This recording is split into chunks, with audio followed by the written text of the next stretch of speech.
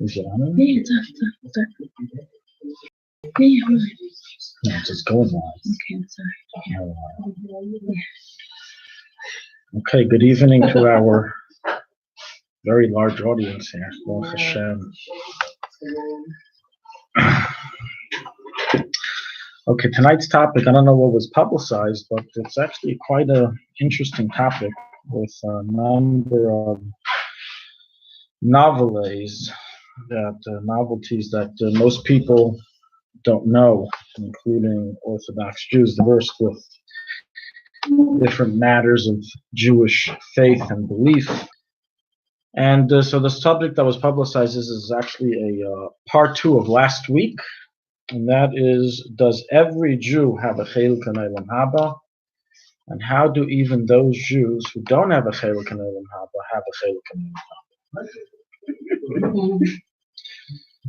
How does every Jew have a portion in the world to come, including those who don't? Last week, we discussed how Hashem will redeem every single Jew from the exile. We discussed that in length with the sources, the reasons, what happened, what occurred in Matan Torah. So I mentioned last week that there's an individual, independent discussion regarding Tchias HaMesim, Olam Haba, and that's what we're going to do tonight. So we're going to begin with a Gemara, a Mishnah, I should say, in Maseches Sanhedrin. This is the famous Mishnah in what's called the portion Perek Chelek. It's a famous Mishnah. The Mishnah says the following words: Kol Yisrael yesh lam chelek la'olam haba. Right? Shenemar va'amech kulam tzadikim la'olam yishu aretz neitzer matoi masiyad elispa. A most famous pasuk that we sing. Children say it as part of the 12 Pesukim. There's even a few songs of this verse, of this Mishnah. Right? There's not been Fried songs, some Mordechai and David song. Everybody knows this statement that every single Jew is a portion of the world to come. We know that as the Rambam and the Ramban and all Chachmei Yisrael describe, as brought in the Gemara, Olam Haba is the future reward. That is the reward of the Jewish people or the world, or the reward for humanity after the hard work in this world. And the emphasis of the pasuk is that every single Jew, it says Yisrael, every single Jew will receive a portion in the world to come, meaning they will receive reward. And it's learned from a verse. How does the Mishnah know this? From the pasuk in, I believe, Yeshayahu, which states that your nation is entirely tzaddikim. So we see everyone's called a tzaddik. Everyone. La'olam yeshu aretz, and they will all inherit the land forever. What is that referring to? Olam Haba. That's when we live forever. Why? Neitzer matoi masiyad elispa. They are the work of my hand and of my glory. So the pasuk here is describing 3 things. Number 1, that all Jews are in truth tzaddikim. Number 2, that therefore they will inherit the world to come. And number 3, the reason for this is because, meaning why are they tzaddikim, that they will have the world to come? Because they are the work of my hands. This idea that every single Jew,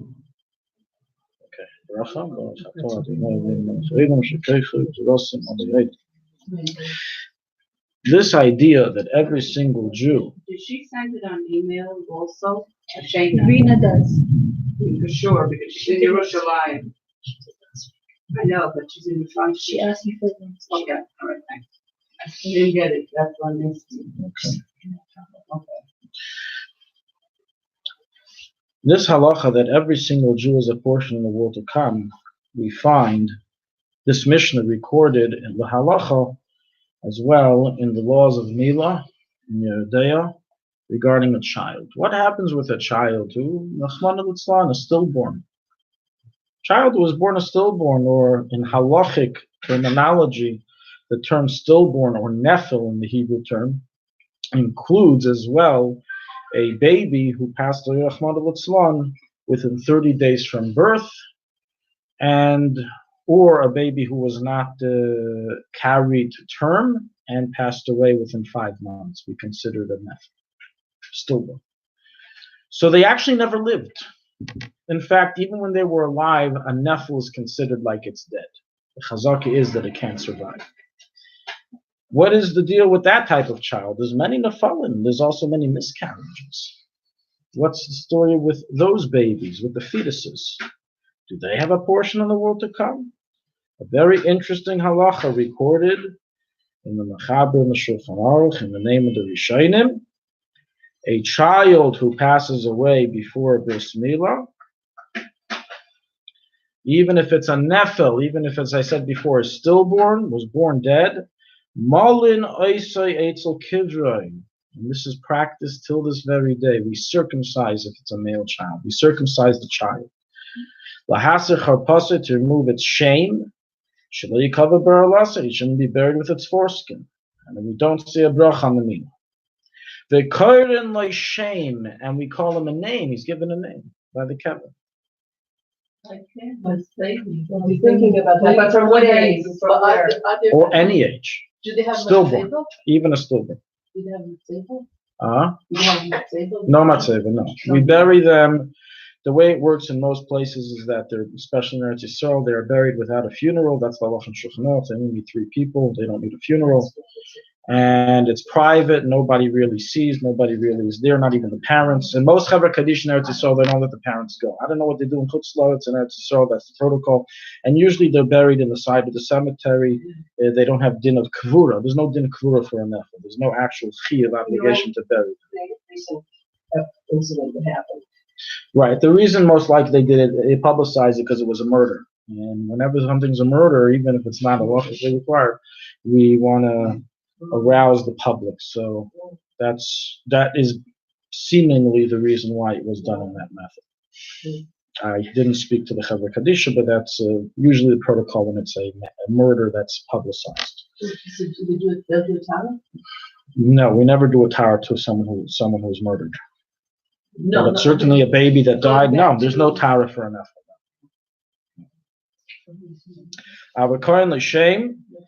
So the Mechaber continues, in order so they have mercy on him from heaven, v'yichya b'tchiyas hamesim, and he will get up by tchiyas hamesim, and he will know who his father and mother is. So he's given a bris milah, given a name, because he will get up in tchiyas hamesim, this little child, and he's going to look for his parents. They're going to ask him, who are you? What's your name? If he's not given a name, he's not going to know what to tell them.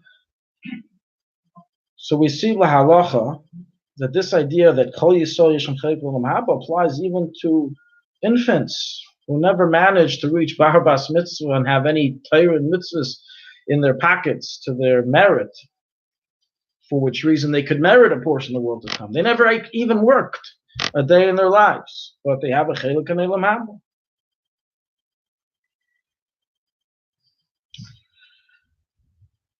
So the very kind sounding statement of the Mishnah ends after that line. Now the Mishnah begins with all those excluded. Although we said every Jew has a portion of the world to come and everyone's welcome to my party except for. The Mishnah continues. And by the way, these are the groups of people, of individuals who will not receive a portion in the world to come. Which in and of itself sounds kind of strange. Don't start off a statement saying everyone's got a portion, every single Jew, even babies, as everyone's tzaddikim, and everyone inherits the land, as everyone's the work of God. And by the way, we're now going to show you a whole list of those who don't. Let's see the list. One who says that the resurrection is not from the Torah, he's booted out. He's not coming back. One who says that the Torah is not from heaven, he's out. An apikoros, out. A lot of people out. We're going to see in the Gemara. We're going to see in the Gemara. Let's try to hold the questions because we're still keeping to our time limit. Okay. Rabbi Akiva Oimer. Af hakered besvar machitzonim, even those who read Goyish books, out. Those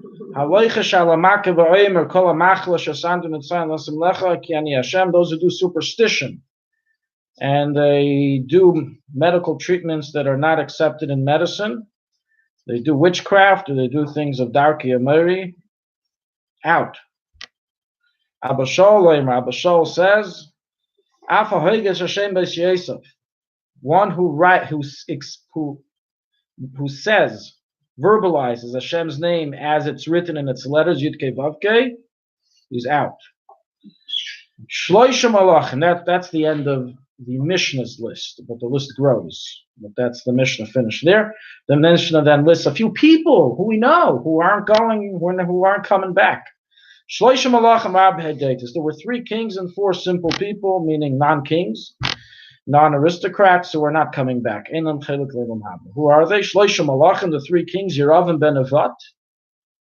We learned about him in a few classes, right, from Shevet Yosef, the first king of Israel. Achav and Menashe.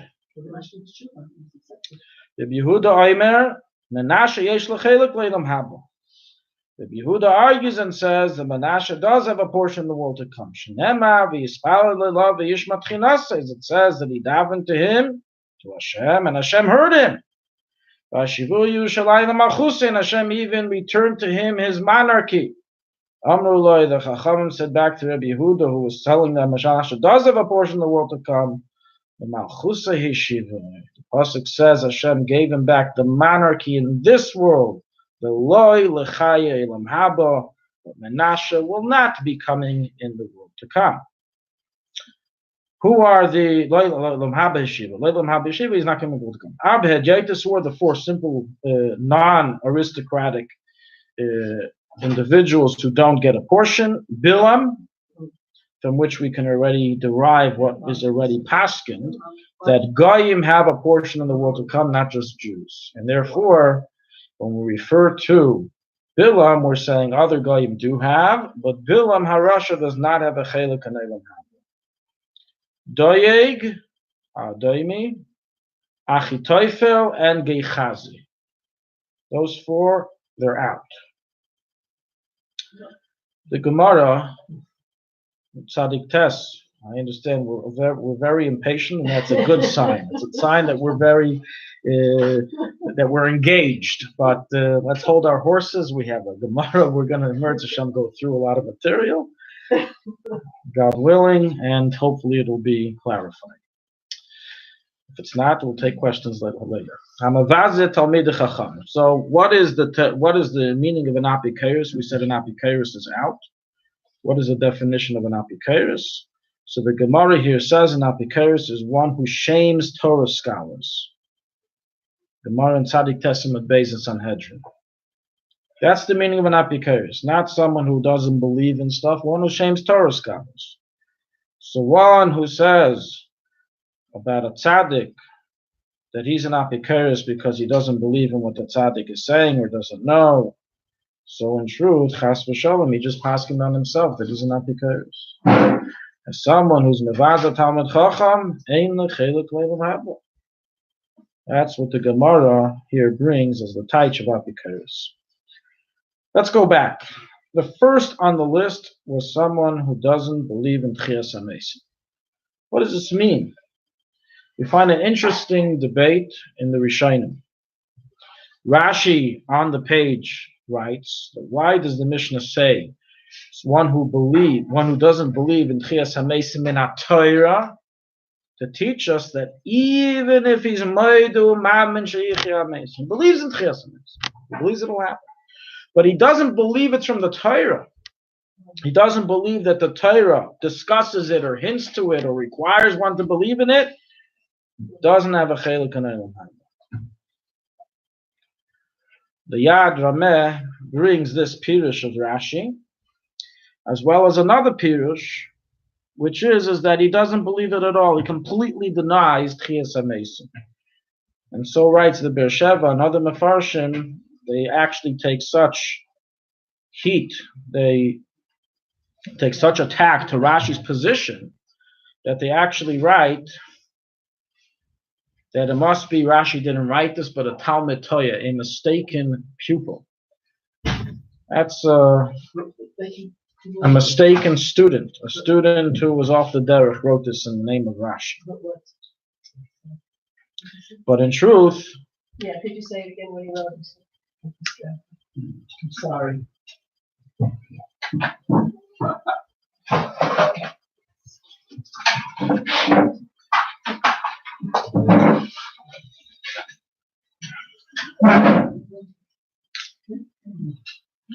Rashi interprets it even if somebody believes in Tchias HaMeisim, in the resurrection, but denies its source in the Torah, he won't be coming back. He's out. The Beersheba and other Mefarshim take issue with this position of Rashi, saying, how can you say such a thing? Somebody believes, he believes. So he doesn't believe from the Torah, therefore he doesn't have a chelik. They argue on Rashi, but this is Rashi's position, and it's recorded in another Rishon, the Yad Lameh, Meir Abulafia, Alevi, Meir Alevi Abulafia. And so this is a machlekes in Rishonim of what does it mean, that person who says in Tchias Meisim Torah, is it that he doesn't believe in it at all, or he doesn't believe it's from the Torah? This is a discussion in and of itself. We're not going to stick on this any longer. But there is a very interesting Maaseh recorded in the Sefer Keser Shem Tov, who brings it from Sofnas Paneach of the Yaakov Yosef Polonia, the Talmud Mubok of the Baal Shem Tov. Shamati Memoiri, I heard from my teacher, the best. The Yesh Shut Shel Rambam, that there's a tshuva of the Rambam. Shesholchu Medina Achas La Rambam, a certain country sent the Rambam the following question.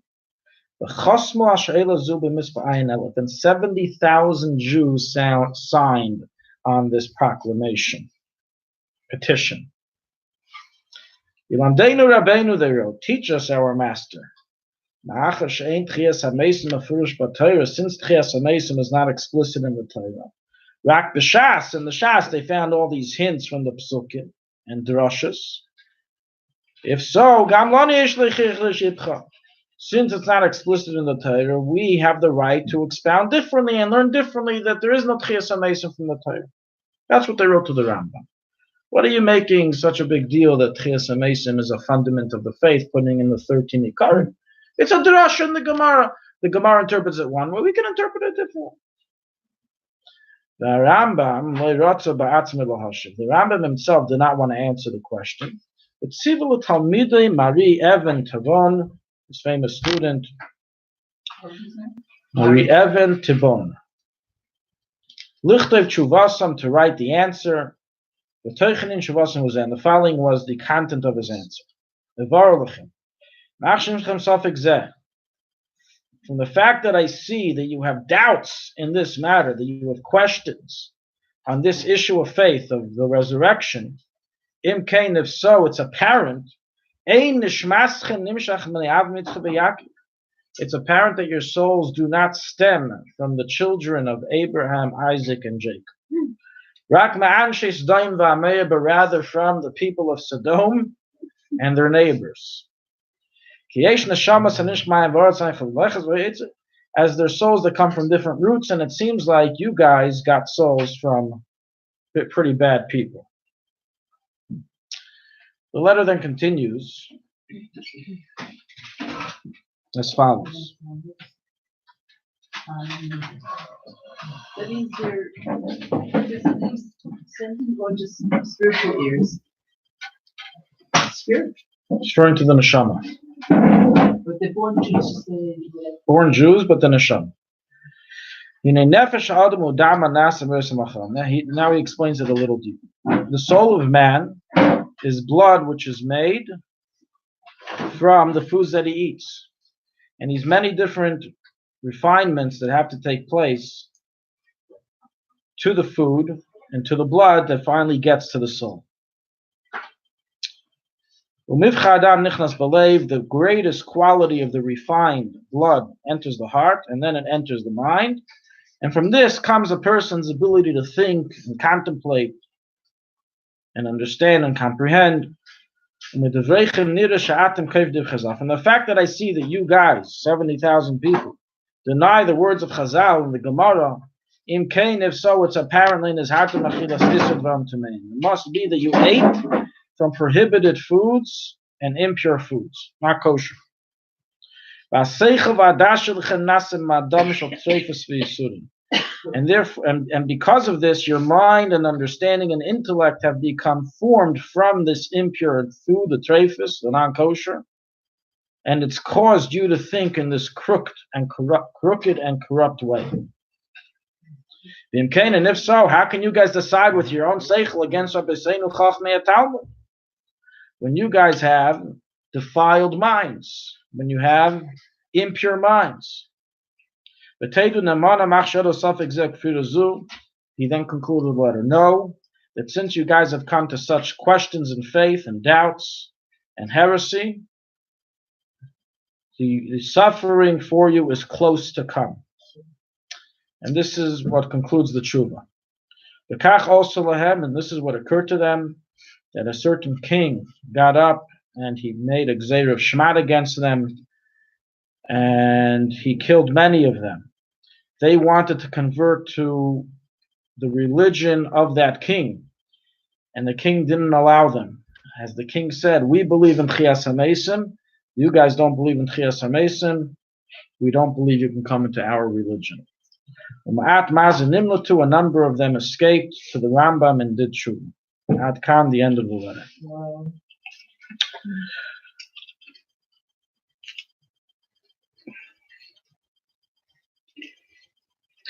The Rambam in his Mishnah Torah, when he writes this halacha of who has a portion in the world to come or who doesn't, he gives us a little bit of a more lengthy list. Let's see his list. Hilchas Tshuva, chapter 3, halacha 6. The following individuals don't have a portion of the world to come. And he explains now what happens to them. The Mishnah doesn't say what happened, but he says what happens. They are cut off or oivdim and get lost. V'nidunim and are judged. Al goydol rishon mechatasam on their great evil and sinful activity. La'olam oilmei elamim forever. And these are as follows. Number one, the minim. What's a min? He explains in the next halacha 5 different types of people. The apikarsim, and the halacha after that, again, whole list of people. Hakay from Torah, those who deny the Torah. Hakay from Tchias HaMesim, those who don't believe in Tchias HaMesim. We see from his wording, he takes like the approach of the Beersheba and others, that the intent of the Mishnah was that they don't believe at all in Tchias HaMesim. Or one who's kafir and bias hagayil, doesn't believe in Mashiach. So that pretty much is all from the Mishnah, except with the addition here of doesn't believe in Mashiach. That's the Rambam's addition. Now the Rambam brings a whole bunch of other additions. Hamordim machtia haram. Those who rebel, those who cause the public to sin. Haparshim medarkei tzibur, those who separate themselves from the community. Ha'isavis biyadrama, those who do sins with a mighty hand. Farhesya in public, Yakam, like Yakam, the king of Judea. The Hamaisrim, those who are Maiser, are the Jews to the government, to the Gentiles. Umatila Eim al Tzibur, those who place excessive fear onto the public. Shalei l'shem shemaim, not for the sake of heaven. The Sheif Chedamim, murderers. Bali Lashon Hara, those who speak Lashon Hara a lot. Moshe Charlasai, and those who hide their milah. Quite a list. Who's left?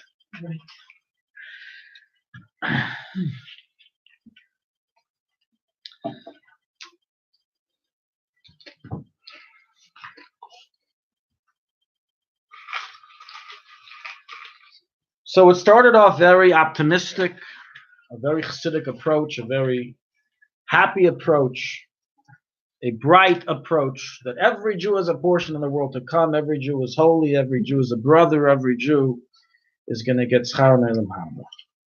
And then it begins slowly throwing us some trickles of exceptions, and the exceptions grow and grow and grow and grow. And now he's saying if you speak Lashon Hara, you don't have a chiluk ne'elam haba. This is Baal Lashon Hara. A Baal Lashon Hara, yeah. What's a Baal Lashon Hara? So does it all the time. And how much is all the time? What does?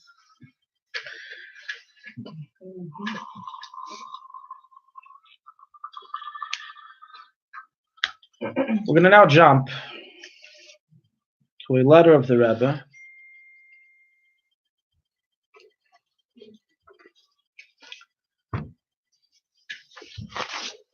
in which the Rebbe was questioned, the following question by an individual whose name was Reb David Stockholmer, who was a sheikhet and boidik in Newark in the 1940s. The background of this letter is that the Rebbe gave a speech on the Siyam HaMishnayis, Siyam HaShas for Mishnayis Baal Peh. When the Rebbe first came to the United States in 1941, he was given the position of leadership of 3 different organizations, which in essence were started by the Rebbe, under the Rebbe Rayatz. One of them was Merkaz L'Nyonei Chinuch. Merkaz L'Nyonei Chinuch was in charge of creating programs for the public to join. One of these programs that they created was the Mishnayis Baal Peh group, that people from all over the United States, or maybe even the world, I don't know, but at least the United States and Canada, would send in cards of Mishnayis, of learning Mishnayis Baal Peh, and they would make a siyum once a year of all the Mishnayis Baal Peh, of the whole Shas that everybody learned together.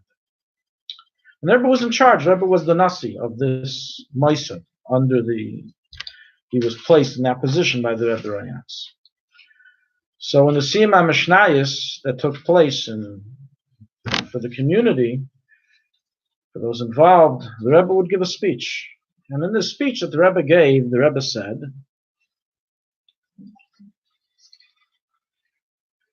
the following. I stated in my speech in the Siyam HaShas of Mishnayis Baal Peh that every single Jew, be whoever it is, Yiyah Mishayiyah, Afilu Rasha Gomor, even a great Rasha, Rachmana Litzlan, Kol Yama, all of his days, was a great big Rasha. Yesh le Tikva, he has hope. The Saif, and at the end of days, in B'Tzoyna, Kfir Malamayla, whether willingly or whether due to force from above, in B'Chayev, whether in his lifetime, Lachamaisa, or after his death, he will be elevated from the gates of impurity in which he is drowned within. And he will be passed through a number of levels of refinement and purification until he too will be united and attached to his root in Ein Sof. And this individual, I don't know if he was there or he heard this statement, but this statement took a lot of people by surprise. We just learned the Mishnah. It's a beautiful song, but there's a continuation that they don't sing about, which we read. And there's many Rishonim listed there who don't get a chelik in Eilam Haba. And here it sounds from what the Rebbe is saying, very puzzling, that every Jew, there's no exceptions, everyone makes it. Everyone goes to Eilam Haba. So this individual, this sheikhet, wrote to the Rebbe the following question. Shamati Oimrim, I overheard, that you said that based on Chassidus, every single Jew, be whoever it is, even a Rosh Hashanah, all of his days, Rachmana Litzlan, has hope, and in the end will come back, whether in his lifetime or after his death. And he concluded, seemingly, this statement of yours is very surprising and is contradicted from many places, both in scripture and in Maimari Chazal. End of the letter. This was before the Rebbe became Rebbe. This is before the Rebbe was very well known.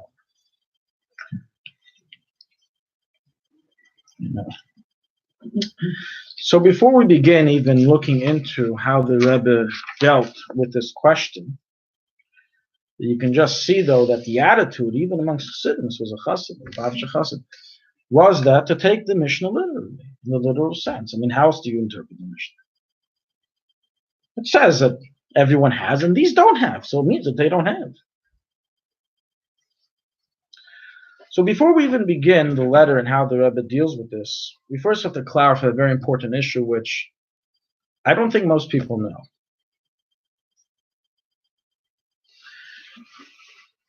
There's a very clear distinction between Tchias HaMesim and Eilam Haba.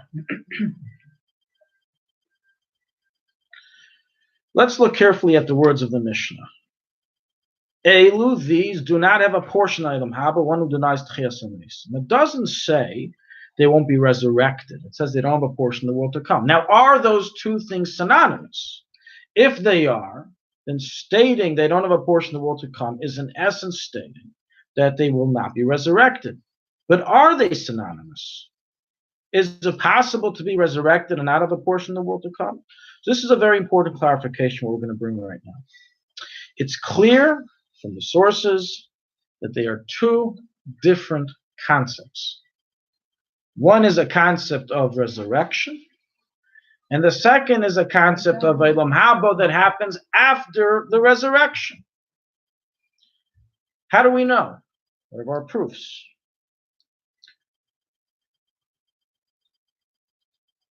So let's begin. We have written in Navi, it's brought down in Malachi, the following pasuk.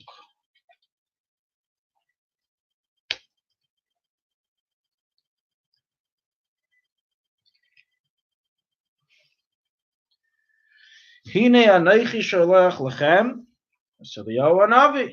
I am sending you Elijah. Lifnei boy yom hadin yom Hashem hagadol lifnei yom hadin hagadol v'aneira. It says that Hashem is sending us Eliyahu before the great judgment day. Now, what is that judgment day? What's the judgment day? If the only people left are the tzaddikim for Eilam Haba, who's getting judged? What do you need a judgment day for? And this concept of a Yom Hadin HaGadol is brought in various Maimori Chazal and scripture. Another example is in Tehillim, Capital Tes, where it says, Yeshuvu Rishayim L'Sha'oila Kol Goyim Shecheichi Elikim. Rashi interprets that to mean, he says the following. Umao Yeshuv, the Rishayim who are in Gehenim, what does it mean, Yeshuvu, that they will return? After they enter Gehenim, they're going to leave Gehenim, V'yamdu B'din, and they will stand for judgment. Down here.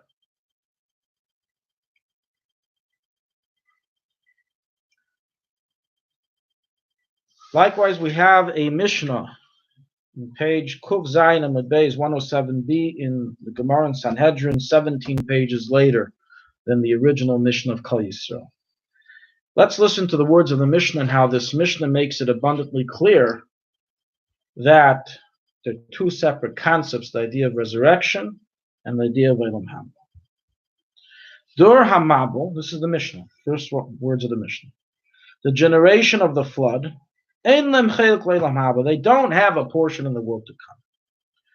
Furthermore, not only will they not be coming in the world to come, it's a lot of people, by the way. It's like 1,500 years worth of people.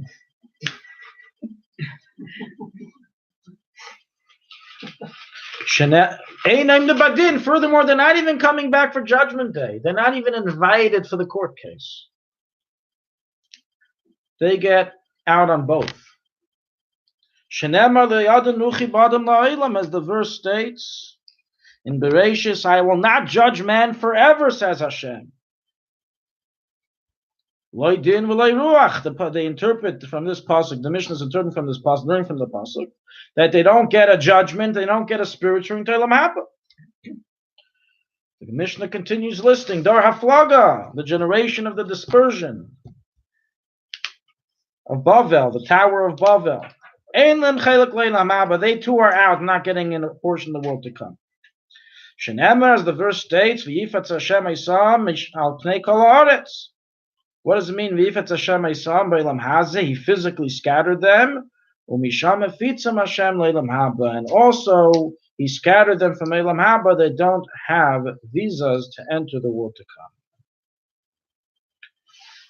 Anshe Sedaim, the people of Sedaim, ein lem chelik leilam haba. Shenemer v'anshe Sedaim roim v'chatoim Hashem moed roim b'elam hazeh v'chatoim leilam haba. Aval Aimdin Badin, but they're coming back. We're going to see them. Well, when is the Yom Adin? The exact date? I don't have a date. Among the Look in Google Calendar. Maybe they have something. Before TSA. So the Yom Hadin, obviously, in order to have a court case, we need to have the people. So they're going to have to be resurrected so we can have a judgment with them. Tchias HaMesim will happen before Yom Adin.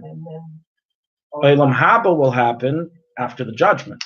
Once the judgment is over.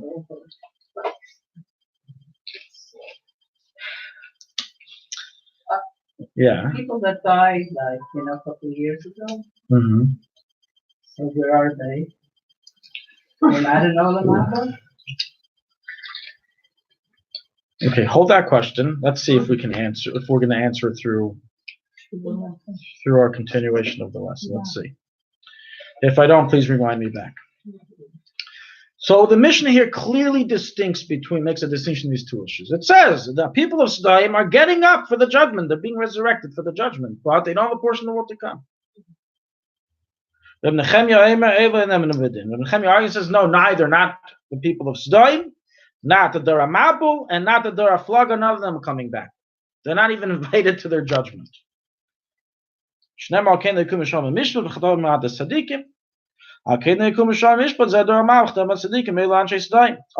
Chum said back to Rabbi Nechemia, you're reading the verses incorrect. They're not going to stand amongst the righteous, but they will stand amongst the Rishaim. Rashi says, what does that mean? Shechayon, that Hashem will revive them, v'nidunim, they will be judged.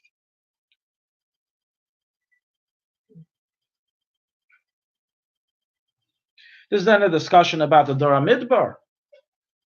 Some say the Dora Midbar and Badin. We won't see them either, according to one opinion, which is Rabbi Akiva.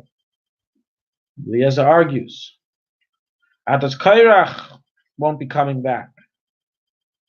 Wow. That's getting scary.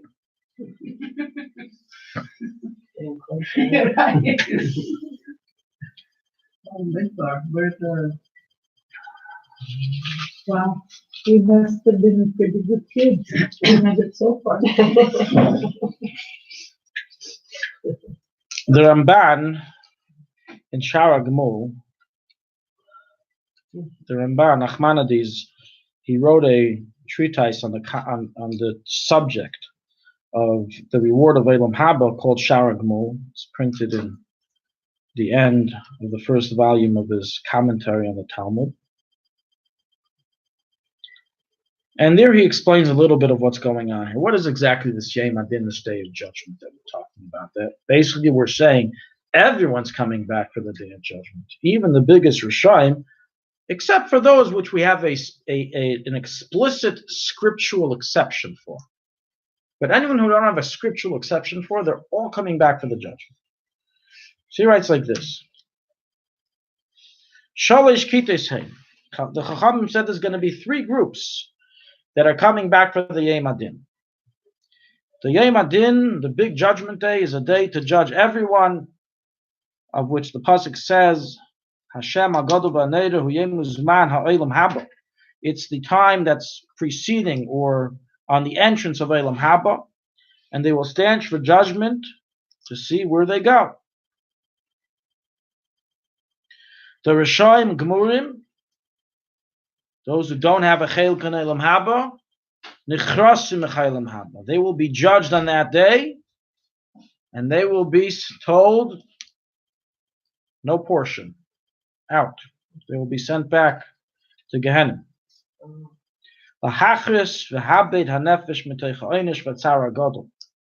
They will be judged and be judged for purgatory, where they will return.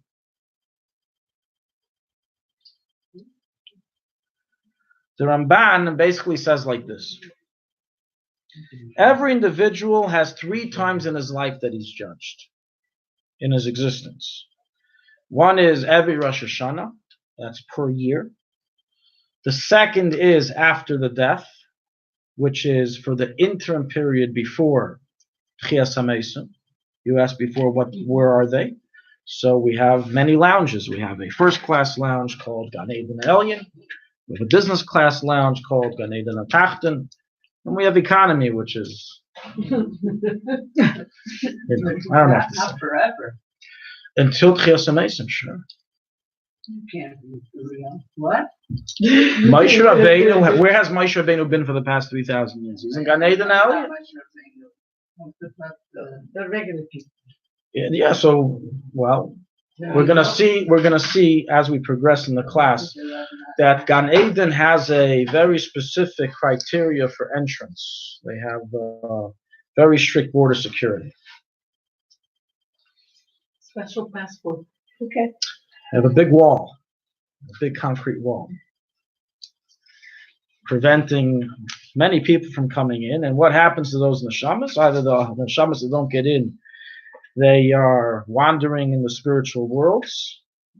Just like we have a physical world here, we have spiritual worlds in another dimension. The same way we're asking, well, what are they doing? They're asking about us. What are we doing all of our lives here? They have their own world. They have a spiritual world. What they do exactly, I don't remember. I'm not from there. We don't have conscious memories of these things. But not everyone makes the Gan Eden. We're going to see later as we progress. Gan Eden is very selective. And then, of course, we have Gehenna, which is purgatory. Or the neshama comes back as a Gilgal. So there's many options of what happens to the neshama between death and Tchias HaMesim. Tchias HaMesim, for Yom Adin HaGadol, is the 3rd stage. That's the final judgment where Hashem decides who's in, who's out.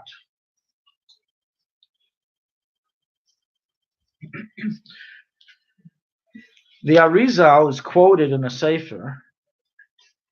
It's written in the sefer Nishmas Chaim, the name of the Arizal.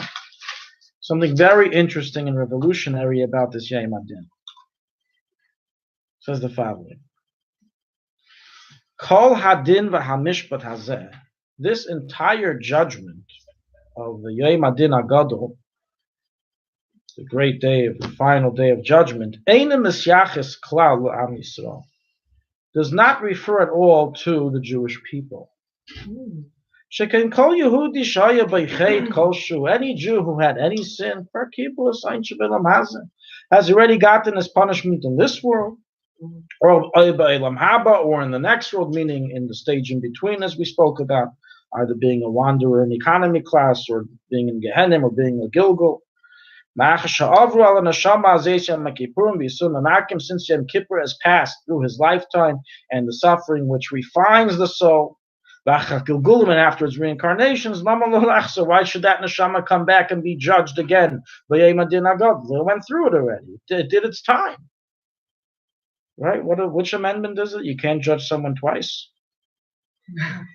Okay. Well, that's what that reason is saying. It's one of the amendments. Someone who was free in court, you can't judge him again for the same crime. Right. Even if new evidence was brought. Right. A capital case. Right, for a capital case. Right.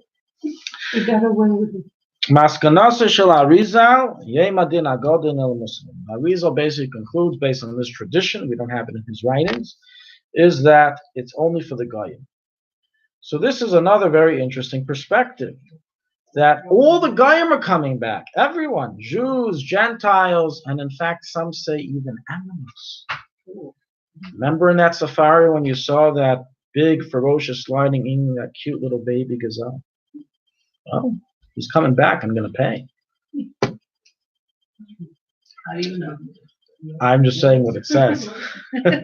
Just like I know anything else I know. It's from the sources. But that's the thing of what they were created. The animals, they had a set of laws, what they could do. Well, we know by the Mabul, Hashem punished the animals, right?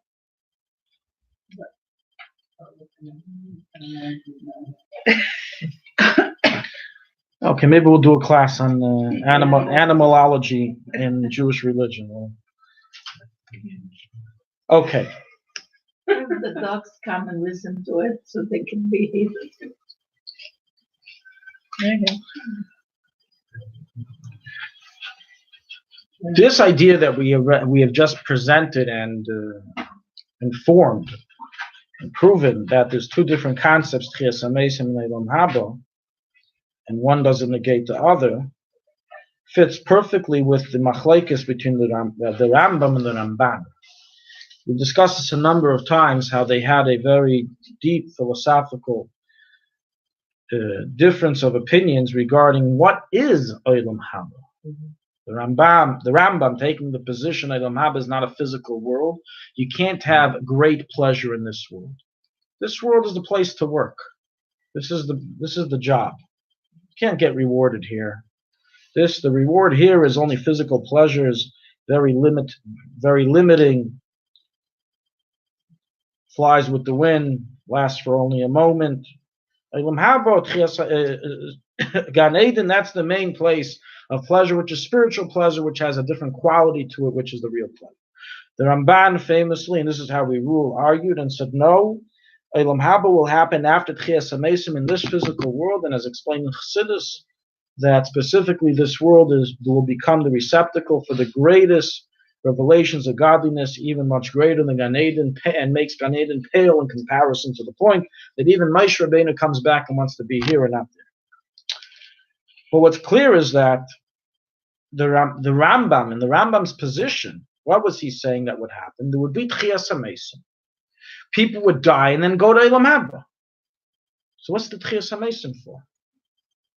So this understanding fits in perfectly that Tchias HaMeisim is a separate, distinct issue from the issue of Olam Haba.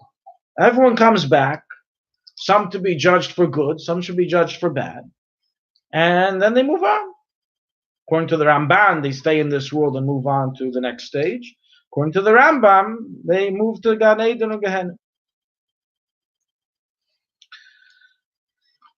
We already brought the Rebbe's position, the question of the questioner, and as you can imagine, the Rebbe here gives a 10-page answer, 12-page answer, with hundreds of sources to this questioner. We're going to read through the letter, skipping different parts. I'm not going to read the whole thing, but it's a very fundamental letter of the Rebbe regarding the idea of Tchias HaMeisim. We're going to go through the sources in the letter, and this is where we're going to be standing now for the rest of the class. Again, we are still in the struggle, in the journey to understand, is it really true that all these Jews that we listed don't have a portion of the world to come? How can they have a portion if the Mishnah says they don't, the Rambam rules they don't? What is the meaning behind the Rebbe's statement that everyone does? So the Rebbe begins his letter with saying, first of all, this statement is not my personal idea. It's written in a mimer of the Rebbe Rayatz, which was said 2 years to the prior, Tafshin, in which the Rebbe Rayatz in Dibra Maskov Ki Ish Olcha Bincha said the following statement. Kol Yisrael Yishlam Chayek Le'Olam Haba, every Jew has a portion of the world to come, the Olam Atchil, which is going on, the world of resurrection. HaHevdel ben Gan Eden Olam Atchil. Who? The difference in Gan Eden and the world of resurrection is that in Gan Eden, Miyal B'Har Hashem, we say this every Sunday in davening of Shir Shel Yom. To get into Gan Eden, as we said, is a very specific visa requirement. You have to have clean hands, not physically, right? Spiritually. You have to be an honest person, never lie, never steal. Good heart, bar levav. There's a number of conditions. Elsewhere it's explained as referring to Limud HaTorah. Gan Eden is the place where people get schar for Limud HaTorah. In order to get in. Some souls merit to go to the lower Gan Eden, but not the higher Gan Eden. The general revelation in the Garden of Eden is only for the souls and not for the bodies. Now, that's Gan Eden. But the world of the resurrection, after Tchias HaMesim, on that, Amru Kol Yisrael Yesh L'M Chelek L'Olam Haba, that every single Jew has a portion.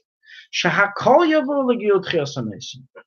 Every single Jew will reach the revelation of the resurrection. Meaning not just that it will be resurrected, which we have already established, but it will merit the revelation of godliness of the resurrection. Now, it's true that some will be judged. We already said some. Everybody will be judged. There will be a judgment day for the Rishayim. But it will be a much more difficult judgment than the judgment they ever got before in their lives. Nonetheless, they too will, in the end of the day, merit the revelation of Tchias HaMesim. And they will merit it in the Neshamas begufim dafka. Souls in body specifically. Ad kan l'shayne, this is the quote of the man.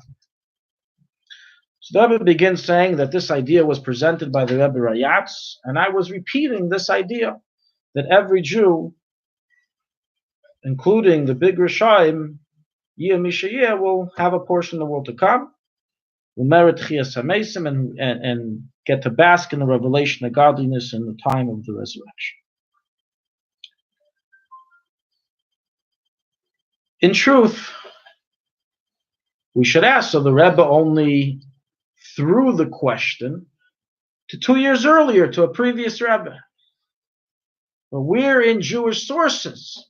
What's the source of the Rebbe Rayatz? Where in Jewish sources do we find such a position which goes against a Mishnah, goes against a Rambam, goes against everything we've been taught? So the truth is we have an explicit Gemara in Sanhedrin 104b, which states the following.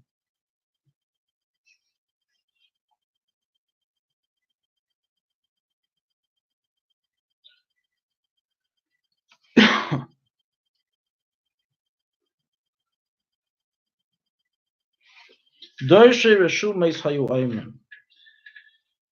expound the verses would say, all those that you listed before and in the Gemaras, all these people, all the people we listed, you said aren't coming back, they're all coming back. Shenemar, as it says, Li Galaid Veli Menashe ve'Ephraim Moiz Reishi Demechayki Moiz Serachze Al Edem Ashlich Nalitz Osum Tilim Ali Pleshes Royli Li Gilov Li Menashe Ze'achov. The Dershe Reshumais, those who expound the verses, is Ramarayim. They learn from the Pasuk in Tehillim that this is referring to all those people who we blacklisted from Olam Haba. Achav's not coming back. Achav is coming back. Menashe is not coming back. He is coming back. Yerovah is not coming back. He is coming back. And it goes on and on. Achitophel. That everyone has a chelik in Olam Haba. Now, there's two ways of understanding this Gemara.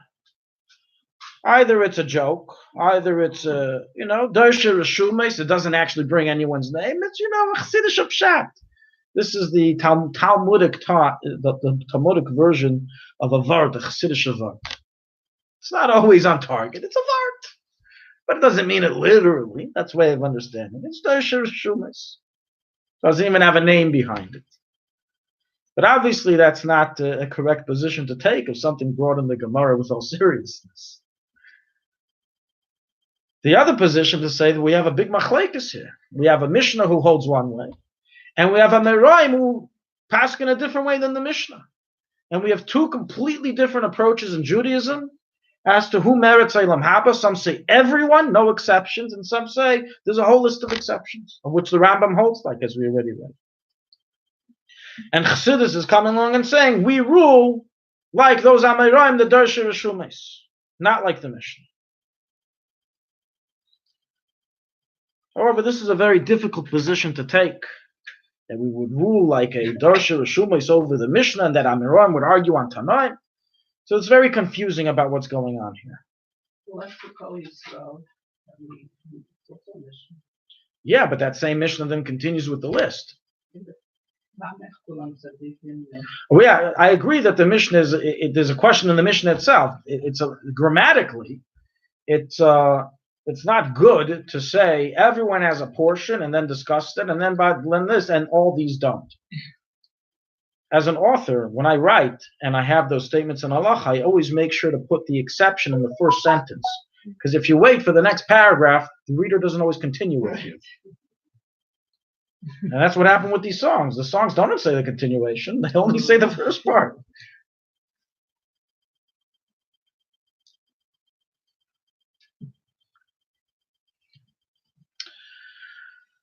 So the Rebbe here, throughout this, as we said, 12-page letter, in tremendous depth and expertise, bekias, in sources from Nigla, Chassidus, Kabbalah, puts together a most intellectually magnificent response to this individual, building it one step at a time. So we're going to begin with these steps.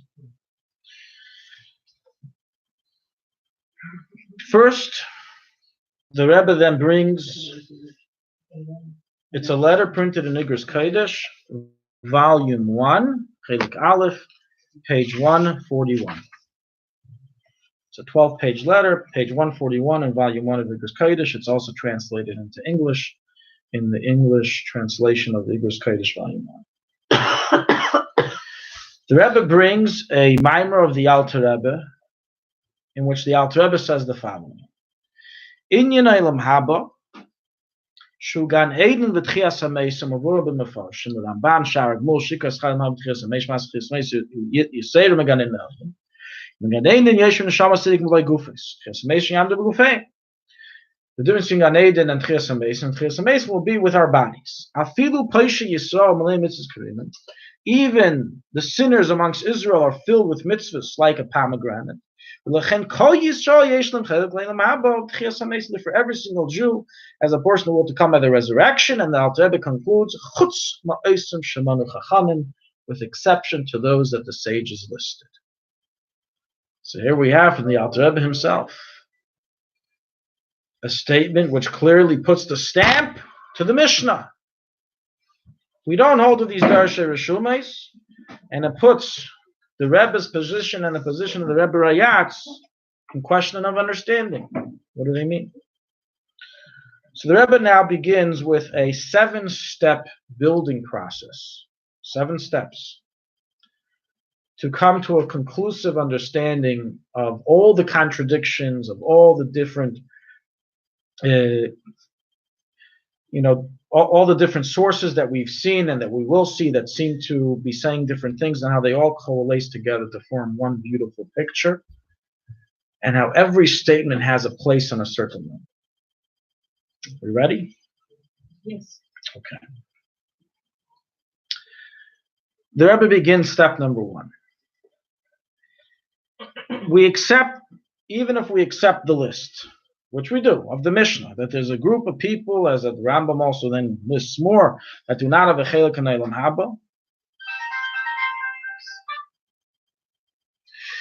The first thing is to know, Asher Efshar Hadav Shegam Rishayim Gemurim Chamurim. It's possible that even those Rishayim listed in that list will, in the end of the day, merit a portion in Eilam Haba and Tchias HaMesim. Not Gan Eden, they're out. That there's no discussion. They're out of Gan Eden. But the final schar, redemption, they will be in Tchias. It's possible that they will be. In other words, when the Mishnah says except for these, it's not saying for certain. Everyone for certain has an entrance visa, and this group of individuals, it's possible they won't get in. How is it possible that they will get in if the Mishnah says they won't get in? So Rebbe explains. Number 1. The Rambam rules in Hilchos Tshuva Perek Gimel that every single Jew has a portion of the world to come, even if he sins. And then he brings the list that we read, these don't have a portion. And then he concludes and writes the following. In Edvar Mamurim, with what were these words said? Shekol echad me'ele in chelik olam haba, that all these don't have a portion of the world to come. Kishemes b'loi tshuva. The whole long list of the Rambam. When we asked before who's left, right? The Bali Lashon Hara, so many people he lists over there. Moshe Charlasei, people who cause pain to the public, who cause a public fear. Im shavne risha, if he returns from his evil ways, afilu kafir be'iku kol yom. Even if he was the grace of Apikoros on earth, he received the Nobel Prize of Apikoros every year, his whole life. And at the last moment, in his last breath, he said, what do I have to lose? I'll do tshuva. And he does tshuva, yesh l'chelim gonim haba, concludes the Rambam. So that's number one. That the intent of the Mishnah and the Rambam is someone who died in this method, who died in this evil, in this rishus. But if he did tshuva even at the last moment, he's in. That's why the minhag Yisrael is that before a person passes away, they read Vita.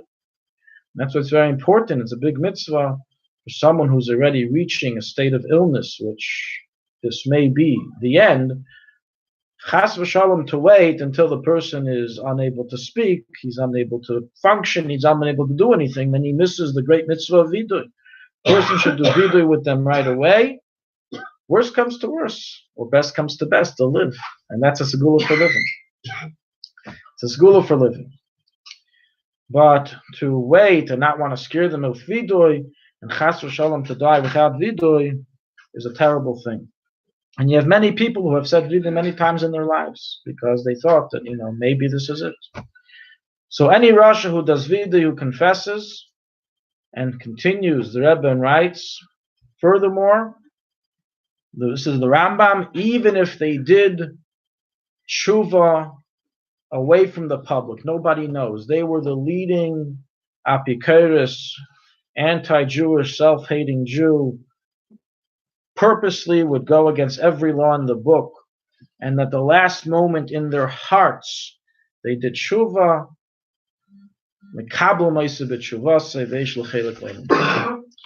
So that's number one. Number one is that even those who don't have a chelik, they can still get a chelik in their lifetime. Step number two. Furthermore, even if one did not do tshuva in his lifetime, not in a revealed way, and not even in his heart in a concealed way, nothing. He died birish aser. Yeshli trufa, he still has a way to get a chelik in him. How? Amar Hazal, the sages state in Sanhedrin, Bro Mazaki Abba, a child, a son merits his father. What does this mean that a child merits his father? Pirush, ima ben tzaddik, if the child is a tzaddik, if he is okay, maybe l'chaylam habasav, if he brings his father to Elam Haba. Shekvar Meis, who already died and doesn't have a chelik. And he needs to be listed amongst those who don't have a portion. Through the good deeds of the son, that he goes in the path of Torah and mitzvahs, and the fact that he's alive because of his father, the father gets a portion because of him.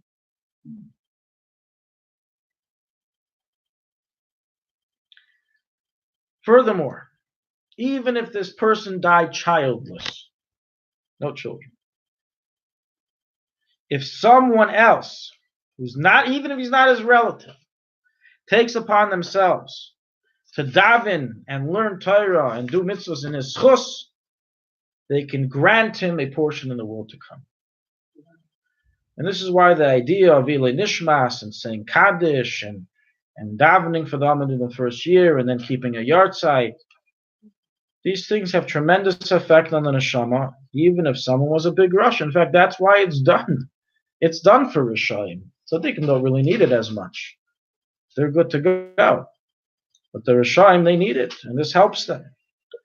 What's the proof of this? That even if you're not a child, whoever brings a proof from the Gemara in Chagiga, which states that there was an individual, a famous Tana, who went off the derech, whose name was Elisha ben Avuya, or his nickname Acher, who was not Bikairis, to the point that a Baskol said to him, and it's recorded in the Gemara, Everyone has a chelik in Elahabo, and Acher does not. Acher, you're out. He was told to his face. You can't come in. It says in the Gemara that Rabbi Yochanan davened in his merit, in his chus, and managed to change the judgment that Acher would get a portion in the world to come. Not only did he manage to effect that Acher would get a portion in the world to come, but he even got him accepted to Gan Eden, which, as we said before, is a very, very selected area for very selective souls. And Yochanan was not a student. Rabbi Yochanan was not a relative, and he also was not a student of Acher of Eliyashu ben Avu. But he nonetheless managed through his prayers to effect his elevation.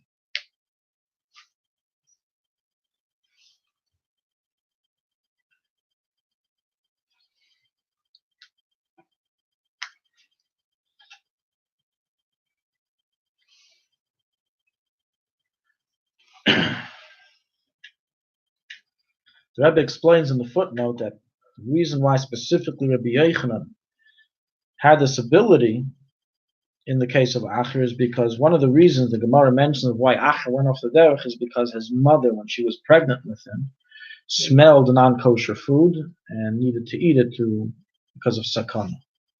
And so that caused Acher to have this spirit of heresy later on. It's one of the reasons the Gemara. Now Rabbi Yochanan, the Gemara brings, his mother had the same story. And she also smelled non-kosher food or food on Yom Kippur, and she needed to eat. And since he was in a similar boat as Elisha ben Avuya, so therefore his prayer was able to help. Okay. In any event, the idea is that it's possible even after a person has died, b'rish asay, in his evil, never did tshuva, he still has a way out through other people helping him. Either his descendants, his sons, or anyone else who takes upon them in their merit. Step 3. No, that was 3. Step 4.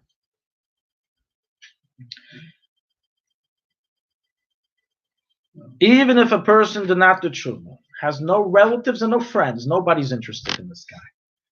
No one's davening for him, no one's doing anything.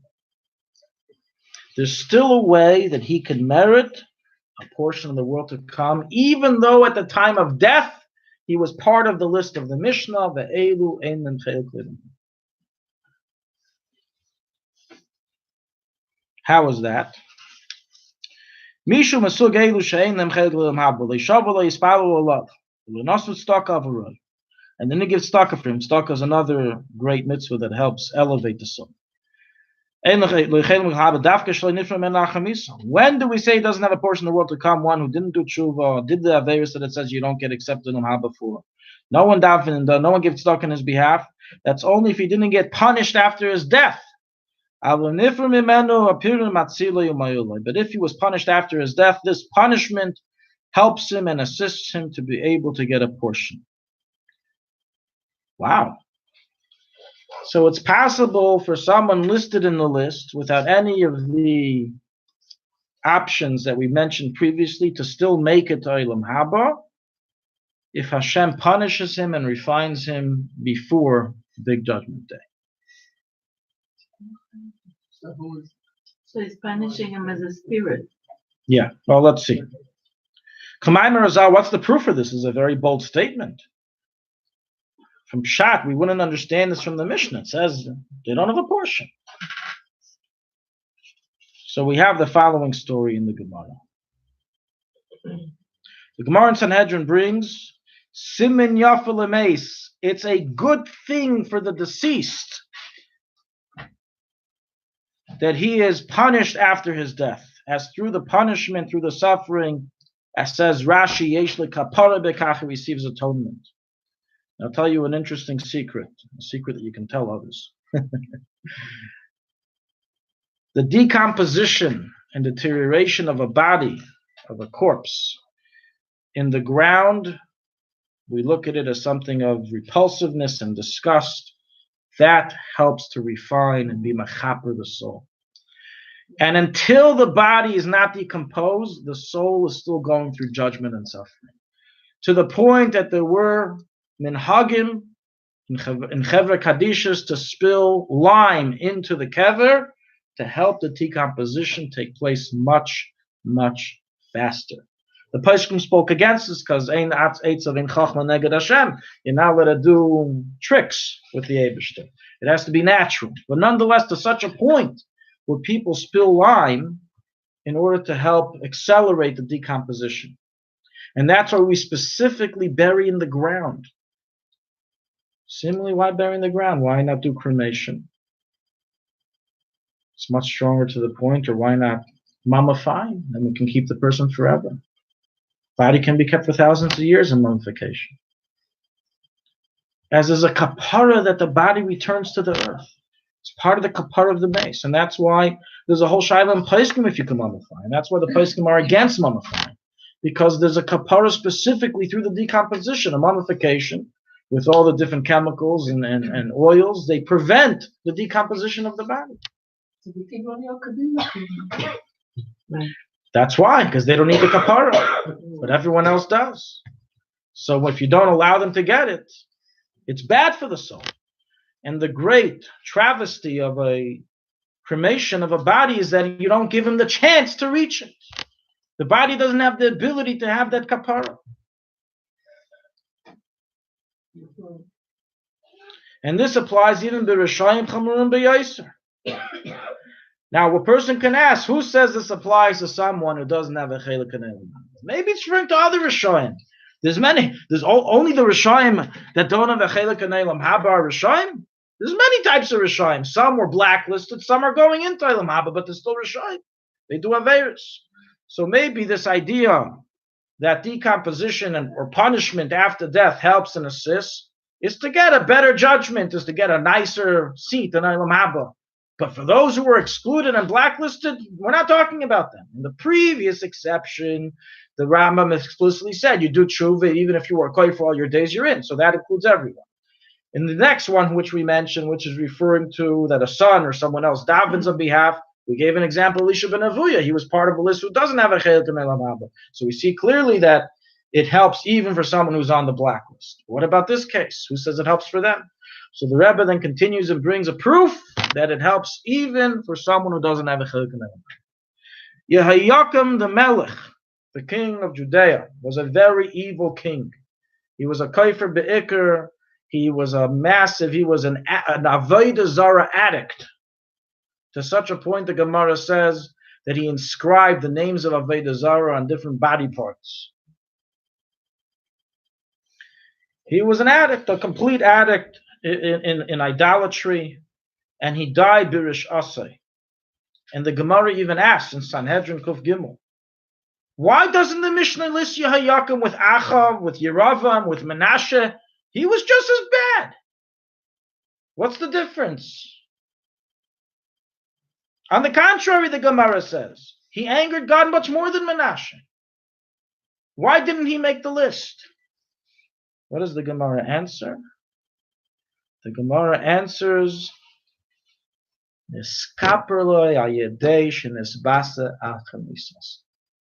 he received atonement through the punishment or the shame that he received after his death. So here we see a clear Gemara. An individual who was supposed to be part of the list, did not make it into the list because after he died, a kapara was done to him. Oh no, that's not yeah. Someone else. That's not Yaakov. That's a different Judean king. Slipped my mind the name. With Menashe was Chizkiah. With Chizkiah's father, I believe. In any event, it was a different king. What happened with Yehoiakim? So the Gemara says in Daf Pei Gimel in Sanhedrin, an interesting story. They found a skull. A person was walking in Jerusalem and he found a skull that had a pasuk that had a few Hebrew words inscribed on the skull. And he went ahead and he buried it. He found a skull, a mace mitzvah, a skull mitzvah, and he buried it. A few days later, he passes by. It's again. out of its burial place. He buries it again. He digs 30 feet deep. Don't come out. Walks back a week later. There he sees the smiling skull once again. He says, "You must be Yehoiakim. Wow. You must be Yehoiakim the king." And he takes the skull home.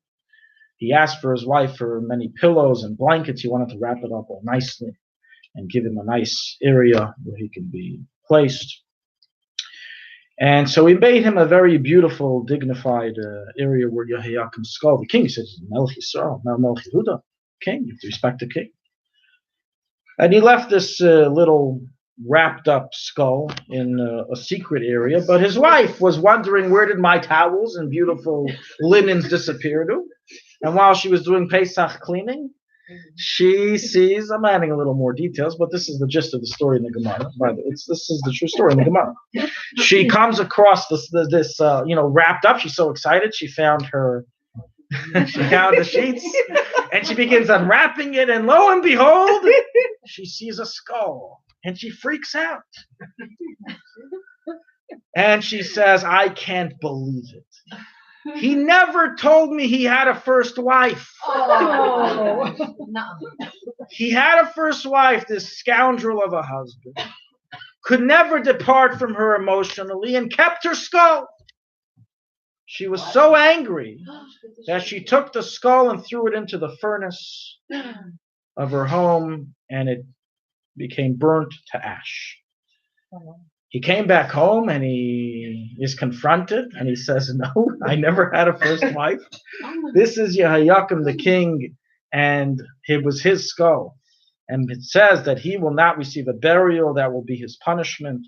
And the Gemara says later on, in this was a Pei Gimel, the story. The Gemara in Daf Kuf Daled 104 states that this incident, spoken of 20 pages earlier, is the kapara that got him a portion of the world.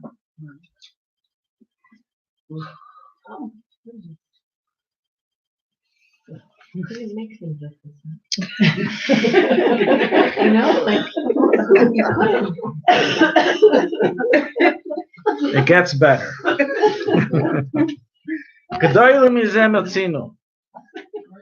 Greater than this we find in the Gemara in Yerushalmi and Kilayim Perek Tes. Even Yeravam, the Chaveira of Yeravam ben Nevat, Menashe, Achav, they were listed in the Mishnah. They weren't excluded, they were listed. The Gemara in Yerushalmi says, after many years after their death, there was a huge fire in Eretz Yisrael, and this forest fire caused their bodies to be burnt. The Yerushalmi says, after their bodies became burnt, Nas ben Midas Hadin, Yizku l'tchiyah. They're in. They're coming to God. They're coming to Tchiyas HaMesim. They're coming to Elam Haba. So you see here the Gemara Yerushalmi says that you're right. They were initially on the list, and that's our printing of the Gemara, of the Mishnah in Bavli. They're on the list of those who don't make it. But that was at the time until this punishment happened. But once this punishment occurred, they received the kapara, and they're going to Elam Haba. Now, one way of understanding this is to create a huge machlekes between the Bavli and Yerushalmi. The Yerushalmi has its ideas, the Bavli has its ideas, and there's really a big dispute here. But this is not the best approach of going about it. As we already said, the Gemara itself in the Bavli brings the Doisha Rishumus, who says that everyone has a chelik in Elam Haba. And the Rebbe here, he lengthens in the footnote to explain why this is not an approach that we can take to just take the cop-out answer, and this is just a contradiction between the Jerusalem and Babylonian Talmud, but rather, the rule is if we can make sense of the two sources, we never create a dispute amongst it. Some people have it, if you can create a dispute, why try to figure it out? But no. If you can figure it out, if they can both make sense, why make a dispute? That's the rule in Shas. And since we can't figure it out, say very simply, the Gemara, the Mishnah in Bavli was referring to until this kapara took place, while the Yerushalmi explicitly says it's from the kapara and onwards. Therefore, they too have a chelik in Elam Haba.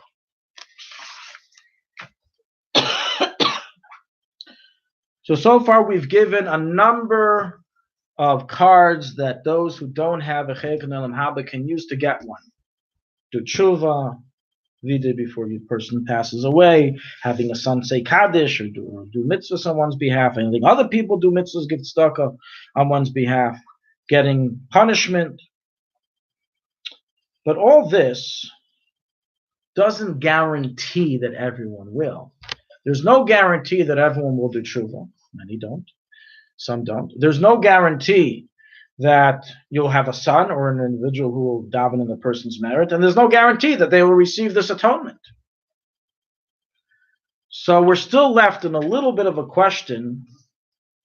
All we've done so far is we've diluted the statement of the Mishnah that it's not exactly so simple, black and white, that all these people listed don't have a chiluk. There's plenty of chances and choices for them to still get a chiluk. But we're still left with the option that there will be people who actually don't. And that contradicts the notion we said, Kol Yisrael. So in the next segment, this is part 5. The Rebbe explains that in truth, no, this is 5. That was 4.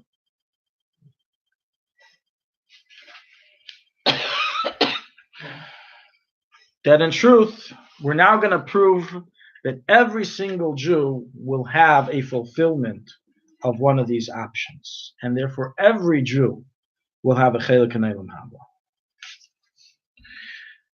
Rebbe writes the following.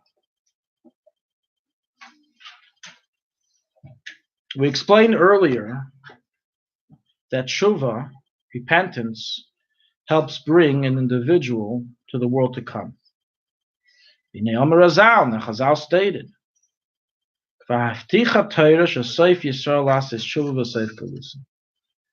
the Torah has promised us, says the Rambam, that in the end of days the Jewish people will do tshuva in the end of the exile.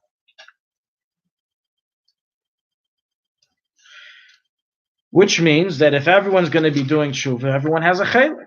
Now it's possible to explain this Rambam to be referring to the Jewish people as a whole. We discussed this last week, but not every individual.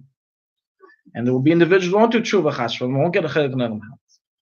But in truth, from the pasuk v'chashav achshav is ability yidach menu didach that no person will be cast away, we learn that every single Jew will eventually do tshuva. As the Alter Rebbe writes in Hilchos Talmud Torah, we read this last week, Rasha yachzu b'tshuva b'gilgul zeh b'gilgul acher. Mashkas k'leidach menu didach, a Rasha will do tshuva either in this gilgul or the next, as no Jew will be cast aside. Shebevadei soifer lasis tshuva b'gilgul zeh acher, as the Tanya writes. So everyone will eventually do tshuva. And if everyone will eventually do tshuva, whether in this incarnation or the next incarnation, that means everyone has a chelik and elam haba. As the Rambam writes, that doing tshuva grants you a chelik.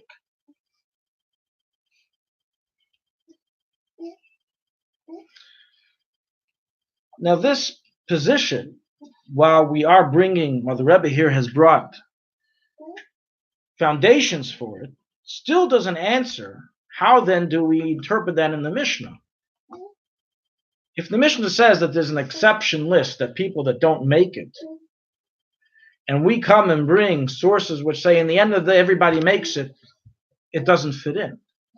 Then the Mishnah should not have said that there's a list of people who don't make it. And the Rambam should not have given that list, because in the end it's a guarantee everybody will do tshuva.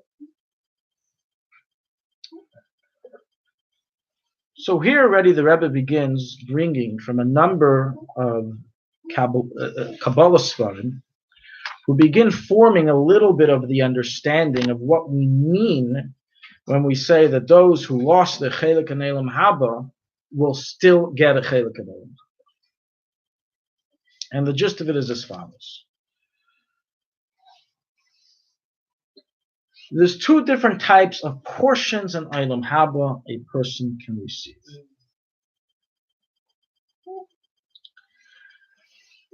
One is with a friend, and the second is with a stranger. What do we mean? The idea of Tchias HaMesim, which we said everyone comes back to have the big judgment day, is that a person gets revived in his body that he was in his lifetime. his friend. We know each other. We lived in the body for 120 years. All those bodies that were ever alive, all bodies that were ever alive, Jews and Gentiles, according to some even animals, come back. Everyone's coming back. And there's a big judgment there. Those who don't have a chelik in Olam Haba are judged to not have a chelik in Olam Haba. Oh, but we said tshuva. Everyone will for sure do tshuva. Or we said kapara helps. What that means, if they didn't do tshuva in their lifetime, is that their souls will continue to the period of Olam Haba, but in new refurbished bodies. Their old friendly body that they lived in for 80, 90, 120 years, finished. Nothing to do. Doesn't make it in. Kol Yisrael Yeshlem Chayik Le'Olam Haba is going on the neshamas. All Jewish souls have a portion in the world to come. And all will come back in their bodies, except for the list. The except is going on who will not come back in their body, but in a different body. Now, a person will say, I never liked my body to begin with. Yeah. What? Obviously, this is something spiritual, that of the spiritual experience will be much different in a new body, than it would be in the original body. But that's not where we're going in. Why would it be different? Very simple. This new body did not have Torah and mitzvahs done with it. It doesn't have the Torah and mitzvahs that is necessary to help attach. It's basically, there's in everything in life, there's different levels. There's different qualities of taste of foods. There's different qualities of enjoyment. So a person with a new body is lacking the ability to have one of the higher qualities. But they'll still be alive. They'll still be there. They will still be in Olam Haba. They will all have a portion of Olam Haba. In other words, like this, that those who are not part of the list that we mentioned, either due to that they didn't do those sins, or they did them and did tshuva, or they did them and didn't do tshuva, but their son got them in, or they had kapara, they can come back in their original bodies. But those who didn't have any of the above and have to come back in Gilgulim, in reincarnations, then although the original body won't come, they will come back in Chiyas HaMesim in a different body. And this answers all of the contradictions. When the Darsha Rishuma said that everyone has a chelik in Olam Haba, including all those that were listed that don't, they're referring to the souls. The soul of Menashe, the soul of Achav, the soul of Elisha, of Yerav, they will all come back in new refurbished bodies. We're going to read it inside where the Rebbe gets this from, which is an amazing chiddush. This is the Rebbe's original novelty, this idea of the split between the body versus the soul. The soul always continues forever, while the body remains behind. Let's see. I'm going to now write from the Sefer, the wording of the Sefer Emek HaMelech. Since it's a rare book that not everyone has, I'm going to quote the words, the Rebbe writing.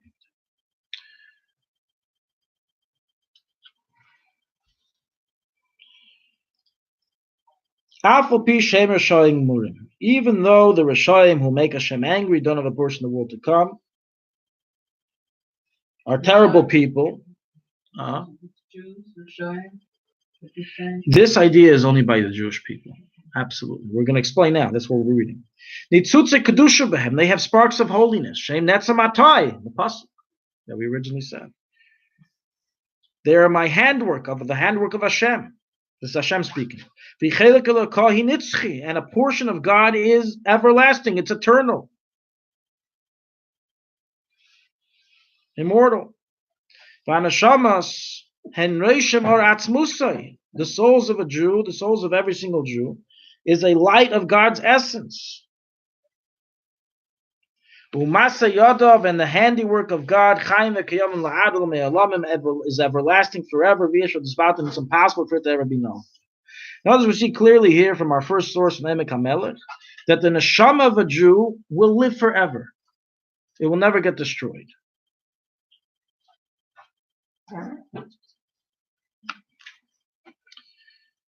In another area, he writes,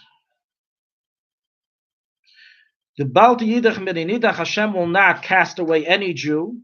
Why? Why not? If the Jew doesn't deserve it, he was part of the blacklist. Why does he get in? Hashem himself built worlds and destroyed them. And he himself created and embedded good and evil in the world. He caused them to inherit Gehenna. And since Hashem caused them to be damaged, therefore he will fix them. And he will bring them from Chayil al Chayil until they too will reach Machane HaTzadikim.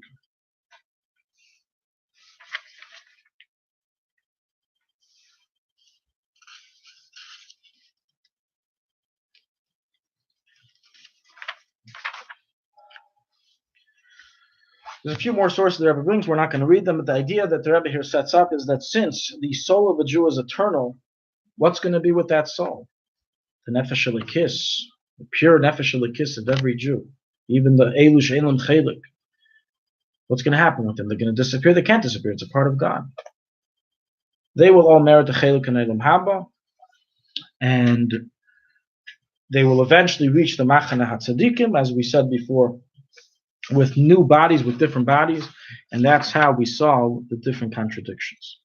Now, what's not so understood is regarding what will the experience be like. What will the experience be like of a person with his own body versus a person with a different body, with a new body? Will it just be plastic surgery? So what's the Yom Hadin? That's the Yom Hadin. The Yom Hadin, possibly according to the Ramban, is to see who's getting their body back and who's not. To go like the results for the Goyim. Which Goyim make it to Elam Haba, which don't. The Goyim don't have this. If a guy doesn't have a Chelik in Elam Haba, he's finished. That's it. He's done. No more. No body, no soul. People don't have to live forever.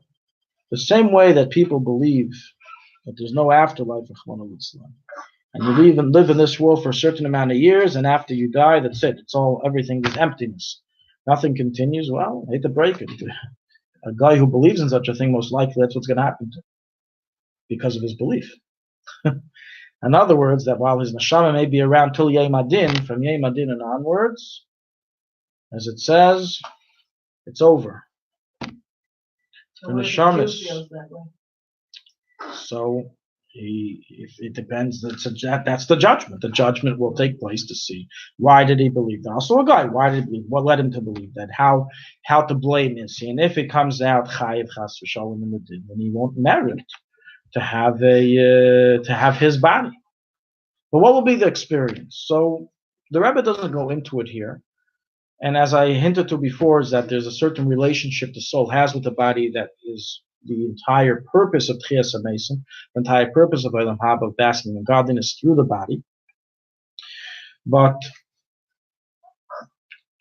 one thing's for certain is that when we speak about Gulgulim, that a neshama will eventually go through many Gulgulim until it gets into the state of Tshuva, so Kaner to Chelik and Olam Haba. So you can have a soul that's made of many different parts, and only the latest Gilgal, who did the tshuva, will be the one to stand up to make it. In other words, my point is like this. It's not so clear if, let's take, for example, we had Achav, for example, in the Mishnah. It's not clear if Achav himself and his conscious self will come back in a new body, or if part of his neshama will come back, which is really the Gilgal, his Gilgal, which is the tshuva, and not him himself. It's a little confusing what I'm saying, because it's confusing the idea of Gilgulim. When you have three souls in three different bodies throughout the 100 years, and they all come back in Tchias HaMesim, so how can I be three different people? How can a person, one conscious, be three different conscious individuals? So this is something, as we say, that will be figured out when Mashiach comes. We'll understand when it actually happens.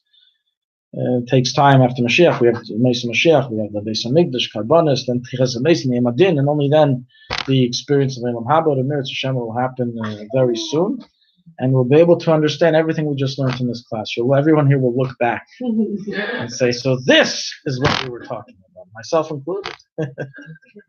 Okay, we've concluded. We'll take questions if anyone still has. If anyone wants questions. So, what do you think about near-death experiences? I don't see it as having any relevance one way or the other to this discussion. It exists. Near-death experiences exist. It's proven, just like many things are proven. But you were based on testimony. starting to say that the Rebbe didn't go into, or somewhere else went into the experience that would be like. No one has had a near-death experience going to the period of Tchias HaMesim. They do about somehow. Tchias HaMesim Elam Haba doesn't exist yet. No, but So nobody went to the future except in the movies. No, but a lot of them talk about like a day of judgment, like That's fine. That we said is a day of judgment after death. No one has been yet to the final day of judgment because it hasn't occurred yet. It's occurring down here. We'll know about it. Was Olam Haba and Gan Eden the same? Well, that's what we said earlier, that the Rambam felt that it is synonymous. The Ramban, how he rules, says no, Elam Haba is this physical world. Well, Gan Eden is the waiting station. Part of the kapparat of the Mason, could that, I don't know how to word this, could like desecration of the graves of the kevers be part of the kapara for that? Absolutely. So maybe that's like, Not such a bad. we think it's such a horrible, but maybe all these horrible desecrations over the. Correct. That's why it says, that's why the Eibishter said when the tongue of the chutzpah was on the floor being dragged by a kelev, and the Malach Yashari's complaint to Hashem, Zu Toiv Zu Schari, he said, Shtoi, kach olav b'machshavti, quiet. And what's explained is that there's a whole web that God's planning here and running the world, and we don't exactly have his perspective and understanding why these things, but they're happening for good reasons. And everything. Yeah, absolutely. Is the vidu way that the song says when they're hospital on the way out? Is that a different version than what we Vida, according to halacha, is saying the words even in English. God, I've been a bad boy. I'm sorry. Katasi avisi peshati. I've sinned and I regret. That's the simple version. The more, but that you're yaitze with that. Even those words, you're yaitze. That's Vida. Because I read a whole big one. Yeah, so there's they have the more Mahadran versions, for the more Mahudr sinners. They have Mahadran versions. But it used to be a custom that when people would get sick with fever, back in the day, there's no telling what would happen. They would say Vida. They would get ready, and it's brought as farm that a person who's sick and bedridden, kind of what's called, it's a wake-up call from heaven, and you got to start thinking. But that's also why we say it at night every day. 100%. We also say we do it at night every day. Correct. I mean, that's not really said because of fear of death. It's said because, but just in case, like who knows what, right? Like just to go to bed. No, that's more said spiritually in order to conclude the day, in order to get our souls clean. We're not exactly fearful of death. More optimistic. But it's true. It's a good thing to wake up and says, "Wow, I'm alive." It's amazing. Your day will be much better. When the person didn't expect to be alive and wakes up alive, that's a great thing. You don't take advantage so much for everything that happens this day. What were the three words you said? Katasi avisi peshati. But it could be even in any language, just saying I sinned and I'm sorry. Obviously sincerely, not lip service. But the idea is that it's expressed. That's already vidui. It has to be said with the mouth. That's why I said specifically, can't wait until the ill person, chas v'shalom, can no longer speak, is too weak to speak. So if somebody says, the person that's generally we say shemea ka'ina. Do we apply this in this case? What's brought in the Svarim is that it should be done in an early stage that they can actually verbalize the words. And there's nothing to be scared about. You say Krishna Lamita with them. The longer nusach is the Vida of Yom Kippur. I say Vida of Yom Kippur, that's the official nusach that's said. say Hashem Begadnu, it's like the Vid of Yom Kippur itself. And you have people that have said it many times in their lives, and they go on to live for many more years. חברה שלמדה איתי בשיעורים בתל אביב, מאוד מבוגרת, ובעלה חלה, וממש הידרדר, ואז יום אחד היא ראתה שהוא מאוד מאוד חלש, היא הניחה אליו ועזרה לו להניח תפילין, והוא אמר שמע ישראל, והחזיר את נשמתו לבורא. אני חושבת שזה יותר יפה מאשר הבידוי. כן. Fantastic. Yeah, okay. All right, thank you very much. We can go back listening to the songs of Kol Yisrael Shalom Haba without any doubts now. I just wanted to say one thing. When I Chazarti B'Tshuva in the 70s, Rabbi Feller said that it wasn't an accident. All the Tshuvas at that time, so many of us were vegetarian. It's like, we had a few years of not eating trade. That might have had something to do with that. I heard that. Yeah. Because that proves out the life. Well, it's because of what you said before.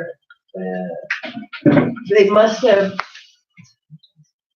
what was it? They must have done certain affairs that two came later. Right, the Rambam, right, correct.